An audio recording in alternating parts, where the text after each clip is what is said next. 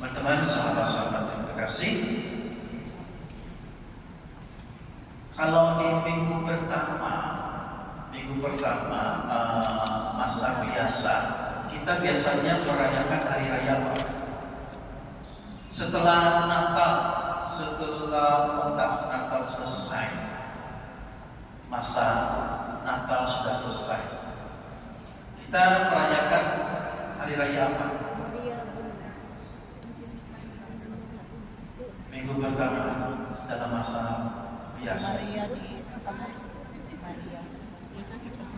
Kita merayakan namanya Yesus dibaptis. Hari raya pembaptisan Tuhan Yesus. Ya.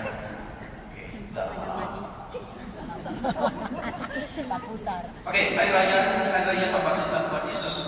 Di hari raya itu, baca Injil itu biasanya memperlihatkan Yesus dibaptis dan dari langit turun Roh Kudus. Terus ada suara dari langit ngomongnya apa? Inilah anakku yang kukasihi, kepadanya aku berkenan. Setelah itulah, sejak saat itu maka dalam Injil selama masa biasa itu kita diperlihatkan Injil, ya. Kita dibaca Injil kisah-kisah Yesus, tentang Yesus tampil di publik, Yesus mengajar, Yesus memproklamasikan yang namanya kerajaan Allah, kerajaan surga. Yesus menyembuhkan penyakit orang, Yesus mengusir setan, bla bla bla bla. Yesus mengampuni orang, bla bla bla.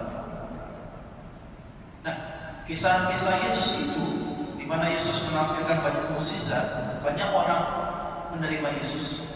Tetapi banyak orang juga menolak Yesus. Dan karena penolakan itulah Yesus akhirnya mati di kayu salib. Dan Injil hari ini itu membawa kita bukan menampilkan Yesus sebagai raja yang mulia, tetapi justru menampilkan Yesus sebagai orang yang terkutuk di kayu salib, mati di kayu salib. Zaman dahulu orang kalau mati di kayu salib itu berarti orang yang dianggap terkutuk, kriminal besar, penjahat besar. Maka kiri kanan Yesus itu ada dua penjahat besar lain yang mati bersama Yesus. Kita lihat penolakan orang akhirnya membawa Yesus mati di kayu salib. Hari ini kita merayakan Yesus sebagai Raja alam semesta. Maka tidak ditampilkan Yesus yang mewah, tidak, justru di kayu salib. Dan justru di kayu salib itu menampakkan Yesus sebagai Raja yang lain. Dia tetap bersama dengan para pendosa. Dia tetap menyelamatkan para pendosa, memanggil para pendosa. Maka ketika salah satu pendosa yang di sebelah kanan Yesus mengatakan, Yesus ingatlah aku kalau engkau ada di dalam surga. Maka Yesus mengatakan, hari ini engkau bersama dengan aku dalam kerajaan surga. Oh, tadi aku baca Injil tidak sampai ke situ ya. Baru ingat, sorry. Ternyata di belakang. Dan Yesus berkata kepada dia berkata kepada Yesus, ingatlah aku apabila kepada sebagai raja. Nah, kata Yesus, aku berkata kepada sesungguhnya pada hari ini juga engkau akan ada bersama-sama dengan aku di dalam bebas. Nah, dia. Tak ampuni mo. Yung pangabutan.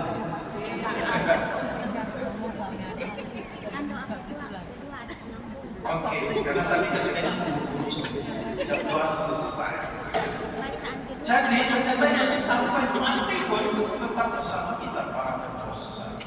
Nah, bedanya Yesus sebagai raja dengan raja-raja dunia ini ya ini. Bedanya di sini. Menampakkan Yesus sebagai raja itu di sini. Coba kalau kita lihat raja-raja dunia, mereka punya istana. Yesus tidak punya istana. Istana Yesus apa? Jalanan. Yesus tidur di jalanan kok. Tidurnya di dalam, bukan di dalam rumah. Kalau istana juga seperti seperti kapel ini, enggak. Tahu nama kapel ini apa? Christ the King. Bukan sekali. Yesus pada waktu itu tidak ada istana, itu di jalan, on the street. Terus Yesus tempat tidurnya di mana? Tidak ada, tidak ada bantal. Kalau raja mungkin bantalnya terbuat dari emas. Alot. Sama, Yesus tidurnya di mana? Di atas batu. Ya, di atas batu. Beda. Yesus mahkotanya apa? Duri. Mahkota raja-raja dunia apa? Emas, berlian. Yesus hanya duri. Bukan hanya duri. Mahkota Yesus itu adalah ejekan. Ketika Yesus di kayu salib, itu ada tulisan apa? Inilah raja orang Yahudi. Itu ejekan. Jadi bukan sanjungan, itu adalah ejekan. Jadi mahkota Yesus itu duri yang termasuk ejekan itu. Tidak enak dong diejek. Tidak enak itu kalau dicemooh. Tetapi itulah yang diterima oleh Yesus. Nah, bedanya Yesus sebagai raja itu adalah dia tidak membalas cemoohan itu dengan cemoohan. No. Yesus membalas cemoohan itu, ejekan itu dengan apa? Mengangkat kita yang mengejek, diangkat. Yesus mengatakan, hari ini engkau bersama dengan aku di dalam Firdaus. Itu diangkat kita. Beda kan? Kita diangkat, kita dihormati, kita dihargai. Yesus tidak membalas kebencian dengan apa? Kebencian tidak. Yesus membalas dengan apa? Kasih. Yesus tidak membalas orang memukul dia, tidak.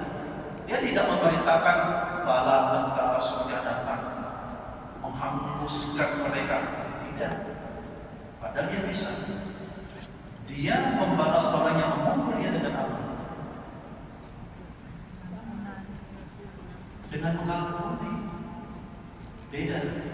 Nah, teman-teman berkasih, saya hanya mau mengajak kita yang mengakui Yesus sebagai Raja, harusnya kita mengikuti Yesus seperti itu. Maka dalam pernikahan Kristi saya mengajak, ayo kita mengundang Yesus datang ke dalam hati kita, meraja di dalam hati kita, ya, meraja di dalam hati kita. Kalau dan juga kita mengajak Yesus supaya ya menjadi apa ya, yang membimbing kita, memerintah kita. Memerintah supaya kita bisa seperti dia, mengikuti apa yang sudah dia contohkan kepada kita. Jika engkau disakiti oleh majikan, jangan balas. Jangan balas sakiti. Karena ada tuh, bagus sakiti dong.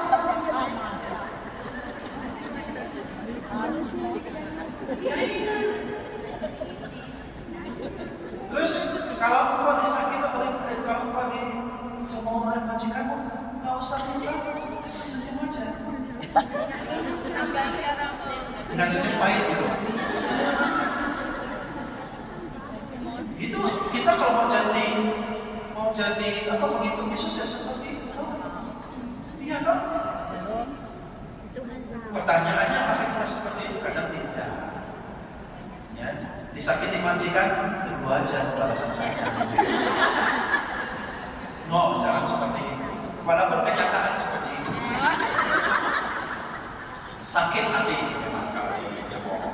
Tapi ayo berikan contoh yang baik supaya majikan kita yang tidak Katolik itu, yang tidak percaya Yesus itu hanya tahu, oh ternyata orang Kristen itu seperti ini. Bukan berarti bahwa kita mau diinjak-injak, bukan. Tetapi beri contoh yang baik. Dengan contoh, ya beri suatu pembalasan yang elegan, bukan pembalasan dengan sesuatu yang jahat, tetapi pembalasan dengan keras.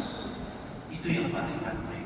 Tidak mudah, teman-teman, tidak mudah, tetapi kita harus. Maka mari kita nyanyi Seperti kadang kita nyanyi, Jesus remember me when you come into your kingdom. Indonesia